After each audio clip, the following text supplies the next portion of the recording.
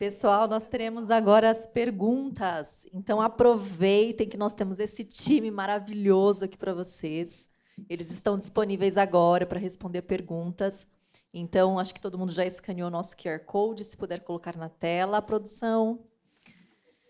Mandem as perguntas. Bom, eu já tenho uma aqui e eu já vou fazer para vocês. E, na verdade, essa pergunta ela é geral, tá? A Indianara está perguntando: sabemos que o mundo corporativo está cada vez mais competitivo.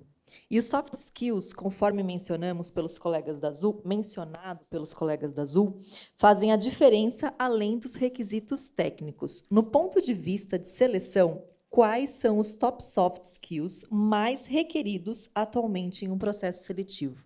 Eu não vou responder qual é o certo, porque não existe uma resposta certa. Não existe. Na verdade, esse seria um teste de... mas me fugiu a palavra, meninas, alguma psicóloga para me ajudar? Inventário comportamental. Então, existem várias perguntas que são muito similares, e a soma dessas respostas chegam a um indicativo, e não um certo ou errado. Não conheço o teste que foi aplicado em você, mas pensando em soft skills, né? E aí eu acho que na aviação como um todo a resiliência é algo que a gente precisa realmente desenvolver, né? E eu acho que a gente pode trazer um belo exemplo, né? A mudança de mercado, estávamos em uma crescente, de repente para tudo, e a gente teve até uma certa regressão, enfim. Então acho que a resiliência é algo que deve nos acompanhar, né, porque é uma área de atuação realmente bastante sensível, né, que vai muito de acordo com a forma como a economia está. Resiliência é trabalho em equipe, comunicação. Eu acho que são as palavras-chave, talvez até para todas as áreas, não só como piloto, né, mas eu digo desde aeroporto, manutenção. Se você não trabalha bem em equipe, você não consegue fazer parte de um time. Então, você, né, não tem como se desenvolver dentro de uma equipe. Se você não tem uma comunicação bacana, você não desenvolve o CRM, você não desenvolve a troca com o seu colega, você não reporta algumas questões. Então, eu acho que eu destacaria nessas 3 competências. A resiliência, que vai te ajudar, muito além de ajudar a empresa, vai ser bom para você, trabalho em equipe, a comunicação, e fiquem à vontade para complementar.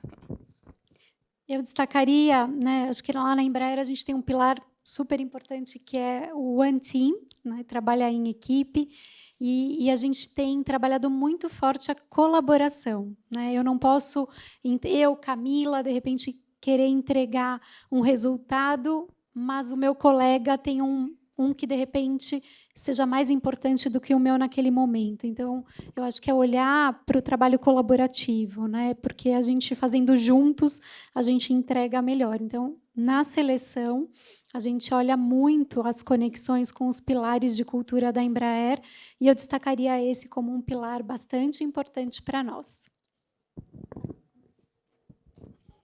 Bom, eu dou luz ao que as meninas trouxeram e acrescentaria um pilar importante que eu acho que é learning agility, né? Assim, eu acho que o aprender para sempre é uma pessoa que busca o aprendizado, a atualização contínua. Eu acho que é um pilar cada vez mais requerido nos processos de seleção, principalmente para que a gente consiga também ter resiliência, né? Então, ter conhecimento e aprender para sempre, eu acho que é um pilar importante em todas as organizações, em todas as posições, ao meu ver. Pessoal, para mim é um pouco complicado, né, para a gente falar um pouco disso, porque a nossa parte no processo ela se dá mais na parte técnica, mas eu acredito que não tem uma fórmula mágica. A gente contrata pessoas que tenham este perfil e é isso que a gente faz. Não, obviamente você tem que ter uns mínimos, né? Hoje na Azul a gente usa uma plataforma chamada Mapa, que ela te dá toda uma triagem de perfil, ali, de personalidade, e depois, obviamente, isso é validado durante uma entrevista via Teams. Mas eu destacaria liderança, comunicação, trabalho em equipe, coisas que vocês vão praticar no dia a dia. E, obviamente, que os seus valores, como alguém mencionou, acho que foi a colega da Latam, condizam com os valores da empresa. Na colega foi a Embraer. Condizam com os valores da empresa e que vocês façam aquilo que vocês de fato gostem. A fórmula mágica ela nunca vai existir. Não tem o cara, tem que ser tecnicamente muito bom. Às vezes o tecnicamente muito bom não é o suficiente. Então trabalhem em todas as áreas, se desenvolvam e mais do que tudo, amem o que vocês façam. Independente de função, objetivo, que os amigos falem. Eu sou muito grato à Azul. Eu acredito que seja uma empresa que dê muita oportunidade. Eu entrei na Azul e com 6 meses eu estava dando aula. Falei, gente, eu não sei nem para mim como que eu vou dar instrução agora do Embraer. Eu entrei no Embraer. E tanta coisa, sabe? A empresa confia, você vai lá, você mostra, você se acaba, sabe? É um crescimento pessoal gigantesco. Ali tive a oportunidade, junto com a Embraer, quando veio o E2, chegou o avião, a gente fez o treinamento, acho que alguém comentou como funciona, eles ficaram com a gente um tempo, e aí a gente não tinha aula do E2, não tinha ainda o que falar, né, do E2. Eu fui várias vezes à Embraer junto com a equipe, desenvolvemos aula, hoje fazendo processo seletivo. Então, assim, eu acho que vocês têm que procurar ali os valores que condizem com os seus valores e, acima de tudo, fazerem aquilo que deixam vocês excitados. Putz, eu gosto de fazer isso. Isso daqui mexe comigo. Eu vou me motivar todo dia de acordar e fazer isso. E se fizer sentido para vocês, aí eu acho que vocês acharam a fórmula mágica. Tá bom? Obrigado, vou passar a palavra para o Fábio. Então tá ok. Bom, só adicionando, né, tudo que o pessoal aqui de RH, na Gol a gente chama de gente e cultura, mudou o nome para ficar mais humano, assim, né? E incluindo para a gente que é piloto, principalmente também, além de todos que eles falaram, tomada de decisão, workload management e CRM, né? Então, além da entrevista que vocês vão passar pelo RH, vocês vão ser avaliados nisso para o resto da vida, né? Se você quer ser piloto e não gosta de avaliação, né, Tati? Todo ano você vai ter um cheque, todo ano vai ter um loft, vai ter o REC, vai ter treinamento de solo, e nesse treinamento, em simulador, principalmente, você vai ser avaliado em vários soft skills que são importantes para a nossa atuação como piloto, né? Desde liderança, comunicação, workload management, que eu comentei, tomada de decisão, sua padronização, utilização de checklist, compreensão do checklist, assertividade, palavrinha-chave, assertividade, né? Porque a gente, igual teve essa pergunta do comandante, a gente tem que ser muito cauteloso como primeiro oficial, como copiloto, porque uma palavra errada que eu usar, eu posso atrapalhar o comandante ou não ajudar ele, que é pior, né? A gente brinca lá na segurança operacional que nós somos a última fatia do queijo. Sabe aqueles do James Reason, quando os buracos do queijo se alinham? Nós somos a última fatia do queijo. Então, se você vê que o comandante está fazendo alguma coisa que está comprometendo a segurança, até qual nível você tem que falar, né? Até qual nível que você tem que botar a mão, até qual nível que você tem que trazer ele para a realidade. Então, essa assertividade um grande diferencial de nós, pilotos, né? Claro que para as outras vagas tem muita coisa diferente, né? Mas nessa parte de tomada de decisão, assertividade é muito importante para a gente.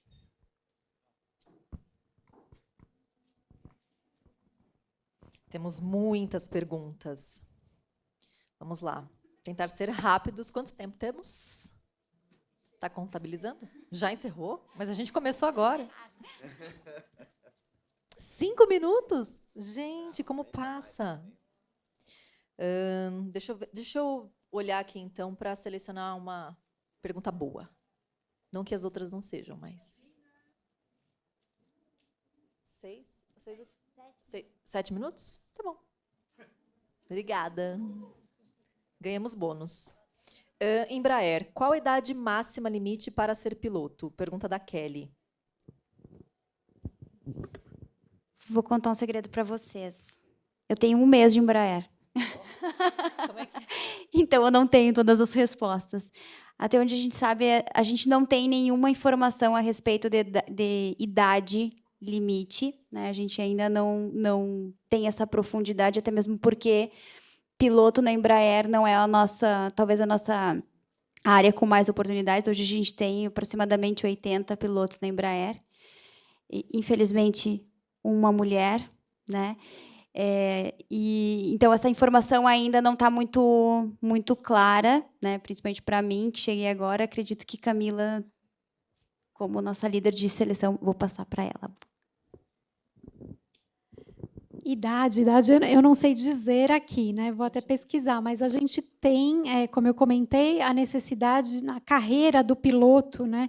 A posição de piloto na Embraer requer uma posição muito sênior, né? Então a gente até, os líderes até falam, né, que as escolas são as companhias aéreas, a FAB, para que a Embraer contrate esse profissional que tem muita bagagem, muitas horas de voo.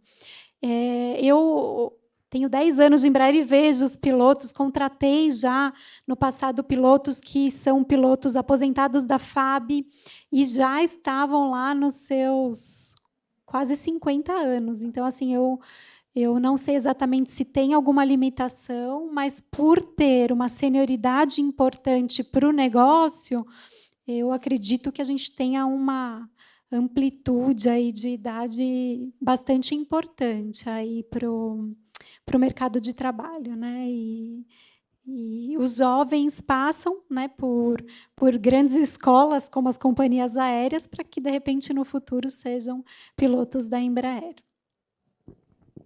Muito bem. Para os meninos da Azul, saberiam responder quais são as horas mínimas para a Conecta? Isa Bregolin. Pessoal, hoje a gente não trabalha, se vocês forem, eu peço até desculpas, tá? Porque a apresentação que a gente trouxe, acho que não conseguiram passar. Então, por isso, nessa apresentação que a gente trouxe, teriam todos os mínimos. A gente não trabalha, se vocês entrarem no site agora, vocês vão verificar que aparece, as horas de voo serão analisadas pelo Comitê de Recrutamento de Pilotos. Por que isso? Tendo em vista que o mercado varia, né? E como o pessoal da Gol, da TAM disse, isso daí varia de acordo com oferta e procura, praticamente, né? E, além disso, a gente tem vários perfis diferentes dentro da empresa. A porta de entrada, por ser Conecta, a gente inicia por 150 horas. E aí, as demais variam. São analisadas internas, a gente retrima aquele screening, que é aquele programa nosso interno, que vai direcionar vocês para o perfil da vaga. Tá? Então, com relação horas em específico, a gente não divulga, são analisadas pelo Comitê de Recrutamento de Pilotos, e aí vocês sabem que o inicial, né, a porta de entrada, seria a Azul Conecta com o mínimo. E aí, para a Azul Conecta, a gente não tem exigência de multi, não tem exigência de jet training, tendo em vista que você forma pela Azul Conecta e aí você migra da Conecta para linhas. Então, é uma oportunidade de a gente pegar um profissional ali que acabou recém-formado, sem tanta bagagem, mas que a gente molde nos nossos protocolos, né, nos nossos padrões, e ali sim você venha da Azul Conecta, adquira a sua experiência necessária e passe para a Azul Linhas. Em exceção, hoje a gente está abrindo, de acordo com necessidades internas, os processos direto para a Azul Linhas Aéreas, mas a tendência é que sempre a porta de entrada seja Conecta, e aí a migração para linhas.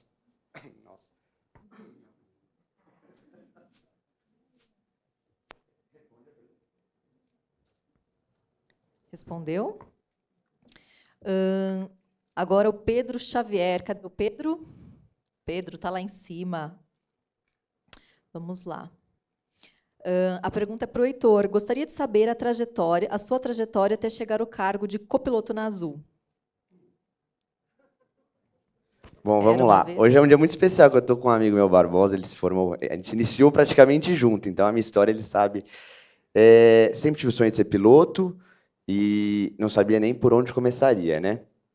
Morei nos Estados Unidos um tempo, quando eu voltei, aí decidi, iniciamos juntos. Cheguei lá, primeira pergunta que me fizeram, você é PPA, PPH? Eu falei, eu não sei o que é PPA, PPH. Não, foi para você que fizeram essa pergunta. Eu falei, gente, a gente está perdido aqui. Iniciei, quando me formei, aí a primeira pergunta que eu falei, que é a lacuna. O que eu faço agora? Você fez... Até é um tabu para como ingressar e fazer os cursos, né? Depois tem um tabu maior. Posso trocar o microfone? Tem outro microfone? Depois você tem um tabu maior, que é quando você está formado. E aí a cobrança é muito maior, porque você já fez o investimento. E não é um investimento baixo. Aí você fala, putz, e agora? O que eu faço? Aí começa a cobrança de família, de amigos. E aí, você vai fazer... Eu tive essa cobrança. Eu fiz hotelaria, e fui trabalhar com hotel. Falei, gente... E eu me afastei da aviação. Falei, eu estou me afastando completamente. Tive a oportunidade de ingressar na instrução. Eu acho que é um baita aprendizado. E aí eu pude dar instrução teórica numa escola em Campinas. E aí eu peguei amor por instrução. Porque você consegue modificar a pessoa e você vê o crescimento dela, além de uma aprendizagem pessoal gigantesca. Por isso, quando eu ingressei na Azul e me foi oferecida a oportunidade de instrução, eu aceitei. É um enriquecimento gigantesco. Você aprende muito mais do que você ensina. E a Azul é uma empresa que dá muita oportunidade. Você veio com 6 meses copiloto, estava iniciando em instrução. Hoje, à frente de processo seletivo, também como copiloto, a gente leva o lado muito humano, sabe? Eu acho que isso é o grande diferencial e que a gente precisa levar em consideração. Então, minha carreira iniciou, eu entrei na Azul na época com 150 horas, basicamente saindo do Aeroclube, e ganhei uma bagagem maior em instrução. Eu dava jet training e também dava aulas de Jepsen, e foi assim que eu me preparei para o meu processo seletivo. Porque eu falei, gente, eu não sabia o que estudava. E aí eu comecei a estudar, fazia resumo, o pessoal viu, Heitor, você consegue dar aula aqui de Jepsen? Dava. Você consegue dar jet training? Quando eu entrei no Embraer, foi muito fácil, porque eu já dava aula em jet training de tudo isso, então, para mim, foi muito mais tranquilo. E esse foi o meu começo. Mas, igual a todos vocês, e as dúvidas que vocês têm, é normal para todo mundo. Direcionem, foquem. Essa oportunidade que a gente está tendo aqui, eu não tive na minha época. Isso é muito importante, porque, para mim, era como começar, quem indica. Hoje, eu afirmo para vocês, as pessoas entram sem indicação. A gente chama... Quando eu estou com um candidato ali, que ele fala, nossa, eu mandei o currículo e fui chamado, é surpreendente para ele falar, nossa, eu nunca imaginei que eu estaria aqui. Então, acreditem e não percam a oportunidade de, em um processo, não serem aprovados por alguma... Eu não estudei, não sabia como era. Estudem, procurem entender a empresa e o modelo do processo seletivo para que vocês garantam aí o grande sonho de ser piloto. Mais alguém? Pode falar? Para todos. Fazendo uma seleção e não passando, existe um tempo limite para aplicar novamente? A pergunta da Thalita. Thalita, obrigada. Sim, 6 meses é o tempo limite, tanto interno quanto externo para Gol. Para a posição de piloto, em especial, 1 ano. Tá? O prazo de validade do processo e o prazo para uma nova aplicação no processo seletivo.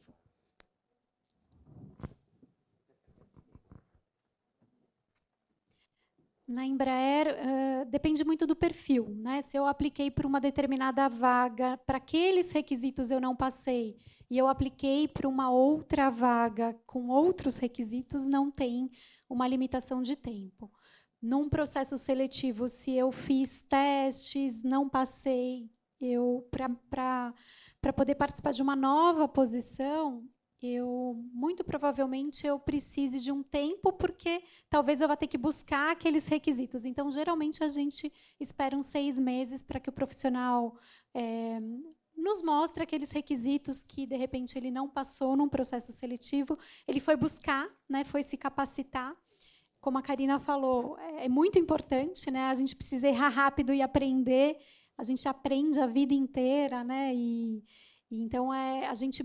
Quantas vezes a gente já não viu um profissional aplicar para um processo seletivo, não passar, mas, num outro momento, passar. Ele se preparou, ele utilizou daquele aprendizado, daquilo que ele percebeu que faltava naquele momento para ele, seja em questões comportamentais ou técnicas, foi buscar e hoje está lá como colaborador da Embraer. Então, em torno de 6 meses, mas, muito provavelmente, se os requisitos forem diferentes, você pode participar imediatamente de uma outra posição. Na Azul, pessoal, a gente tem a regra hoje de 1 ano para o público externo e o público interno são 6 meses. Né? Então, e já temos casos, né? Vários casos de pessoas que tentaram o processo, refizeram e foram aprovados. Né? Então, o não é para sempre. Né? Exatamente, pessoal. E essa carência você leva de um para o outro, de um processo para outro. Então, por exemplo, você fez um processo na Conecta e teve um insucesso, eu vejo que às vezes o pessoal manda de novo para agora para linhas. Essa carência ela migra, tá? E, obviamente, depois cumprindo esses 12 meses para externo, é chamado novamente, caso tenha interesse ainda. Os internos, automaticamente, a gente tem um processo de sempre priorizar candidato interno em processo. Então, dando 6 meses do candidato interno, a gente tem no processo aberto, a gente chama de novo. Como eu disse, para todos os internos, a gente faz no processo de feedback, para que ele identifique quais são os pontos de melhoria. E tem dado super certo. Você vê que o candidato interno que teve um insucesso há 6 meses atrás, agora passou, conseguiu identificar Isso é maravilhoso.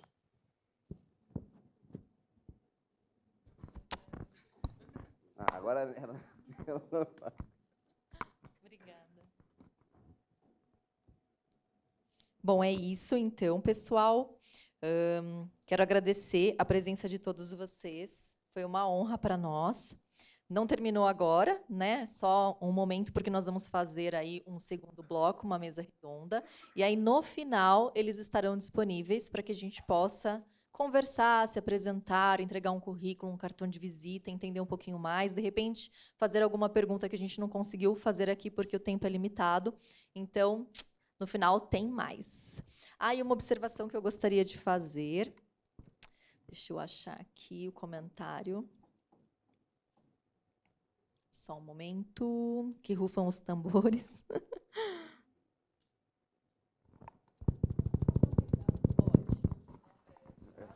Para quem perguntou do prazo, os 6 meses são para piloto, né? Até uma curiosidade. Quando eu tentei estágio na Gol, eu não passei.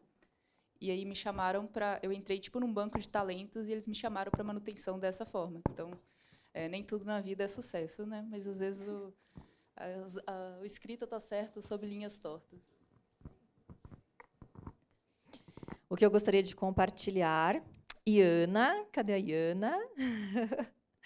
A Iana, ela é piloto de um dos aviões da Embraer e pode levantar para todo mundo te conhecer. Ela é a nossa presidente na associação.